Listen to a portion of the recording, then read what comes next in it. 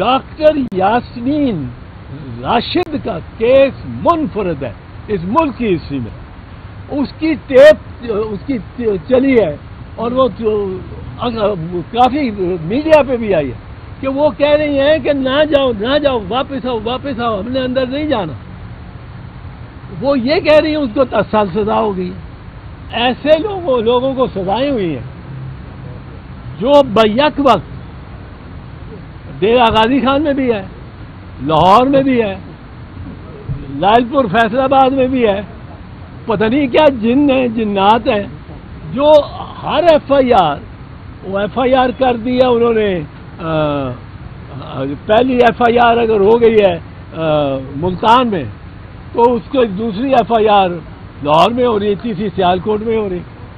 تو یہ ایسی چیز تھی کہ جو کہ جج صاحب کو دیکھ کے on the face of the record کہتے ہیں، ریکارڈ کی سامنے جو جلد ہے اس میں ہی نظر آتا ہے.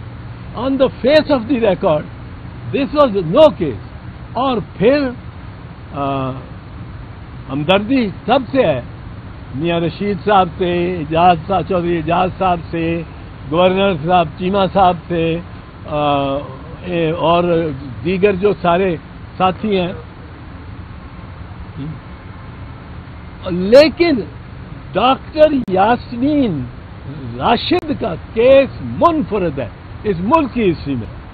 اس کی ٹیپ اس کی چلی ہے اور وہ کافی میڈیا پہ بھی آئی ہے کہ وہ کہہ رہی ہیں کہ نہ جاؤ واپس آؤ ہم نے اندر نہیں جانا.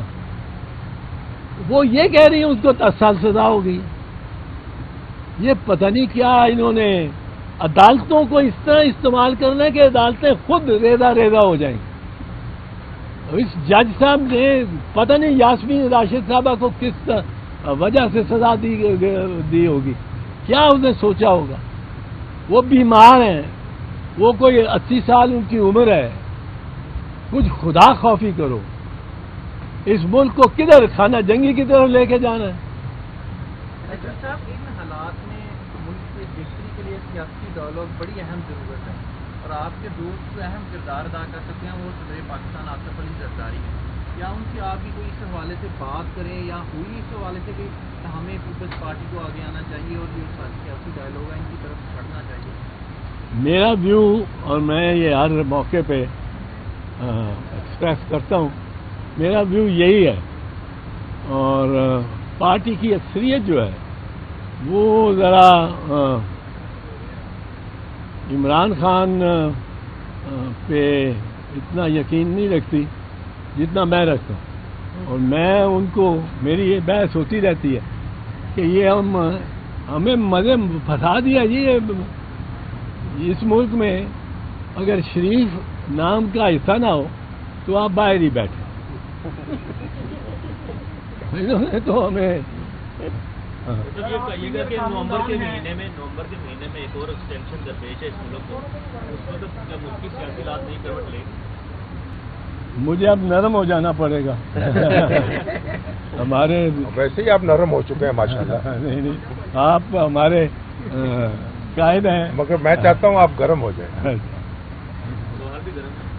جنرل باجوہ کا یہ ریکارڈ ہے کہ پارلیمنٹ سے 342 ووٹوں میں سے 340 ووٹ لیے. یہ ریکارڈ کسی کو نہیں ملے گا. سر میں حضور میں ہوش مار آواز ہوں، آپ کی بات سن رہا ہوں. نہیں ہو گئی ہوں کاٹے. دیکھیں جو پچھلی ایکسٹینشن ہوئی تھی اس ایکسٹینشن سے پہلے پارٹیاں، میاں صاحب کی پارٹی، میاں صاحب جنرل باجوہ کا نام لے کے، فیض حمید کا نام لے کے، اور جلسے لاہور میں خطاب کر رہے تھے لندن سے. اور جب وہ مجھے اب نرم ہو جانا پڑے گا. ہمارے ویسے ہی آپ نرم ہو چکے ہیں ماشاءاللہ. نہیں، آپ ہمارے قائد ہیں، مگر میں چاہتا ہوں آپ گرم ہو جائیں. تو وہ میاں صاحب نے وہاں نام لیے تھے اور انتہائی ان کو غدار کا اور یہ سب. جس دن موقع آیا تو میاں صاحب نے یہ ہدایت کی کہ سارے ایم این اے وہاں پہنچیں گے، ووٹ ڈالیں گے باجوہ صاحب کو ایکسٹینشن کے لیے، اور وہاں پہنچ کے پہلے حاضری لگوائیں گے، وہاں ناشتہ ہوگا، ناشتے پہ حاضری لگے گی سب ایم این اے، پھر وہ وہاں پہنچے۔ اور جنرل باجوہ کا یہ ریکارڈ ہے، جنرل باجوہ کا یہ ریکارڈ ہے کہ پارلیمنٹ سے 342 ووٹوں میں سے 340 ووٹ لیے، یہ ریکارڈ کسی کو نہیں ملے گا۔ سر میں حضور میں ہوش مار آواز ہوں، آپ کی بات سن رہا ہوں۔ نہیں ہو گئی ہوں ٹاٹے ہونے۔ اچھا آپ بتائیے گا کہ میاں صاحب کی سیاسی جو ان کا ترکہ تھا اس حوالے سے پاکستان کی سیاست میں ان کی وفاداری کی بڑی مثالیں دی جاتی ہیں، آپ بھی سینئر سیاستدان ہیں، آپ نے ان کے ساتھ کام بھی کیا ہوگا، آپ کا تعلق بھی ہے، کس طرح کی شخصیت پائی آپ نے؟ میاں صاحب ایک بہت عظیم شخص تھے۔ آپ کی سادگی کا یہ عالم تھا کہ آپ گورنر پنجاب رہے، لیکن یہ کوئی محسوس نہیں کر سکتا تھا ان کو مل کے، ان کے ساتھ بیٹھ کے، ان سے گفتگو کر کے، کہ ان میں کوئی رعونت یا اپنے آپ میں کو بڑا سمجھنے کی روش یا خواہش ہے۔ بڑے ملنسار اور منکسر المزاج، بہت دھیمے پر بہت سالڈ، اور انہوں نے اپنے آخری وقت میں بھی یہ اپنی جماعت سے وفاداری دکھا کے، اور جب حماد کے لیے بھی کوئی آسان ایام نہیں تھے، اور میاں صاحب کی بھی صحت خاصی خراب رہتی تھی، اس دوران بھی اس مرد آہن نے جو مثال قائم کی ہے ہم باقی سیاستدانوں کے لیے، وہ میں سمجھتا ہوں کہ ان کا ورثہ ہے، اور ان کا سارے پنجاب کے لیے ورثہ ہے، اور اس طرح کی استقامت دکھانی ضروری ہے، خاص کر ایسے وقت میں کہ وہ کہتے ہیں کہ جس عہد میں جینا مشکل ہو اس عہد میں جینا لازم ہے۔ میاں صاحب نے مرحوم، اللہ ان کے درجات بلند کرے، انہوں نے اس چیز پہ قائم رہ کے اور پورے قدم اپنے بڑھائے ہیں، اور تکلیفوں میں، مجبوریوں میں ساتھ نہیں چھوڑا اپنے ساتھیوں کا، اور ان کو آگے لیڈ کرتے رہے، تو یہ بہت بڑی ان کی کنٹریبیوشن ہے۔ اس وقت جو سچویشن بنی ہوئی ہے کہ سیاست میں شیدیوں کو کم کیا جائے، جس میں چیزیں پہنچ چکی ہیں، اس حوالے سے بھی آپ کچھ کہنا چاہیں گے کہ حالات جو ہے تھوڑے سے کول ڈاؤن کیا جائے؟ دیکھیں، کول ڈاؤن تو گورنمنٹ کا کوئی مزاج نہیں لگتا۔ گورنمنٹ نے اب جو یہ فیصلے سنوائے ہیں، یہ صریحاً ناجائز ہیں، غلط ہے۔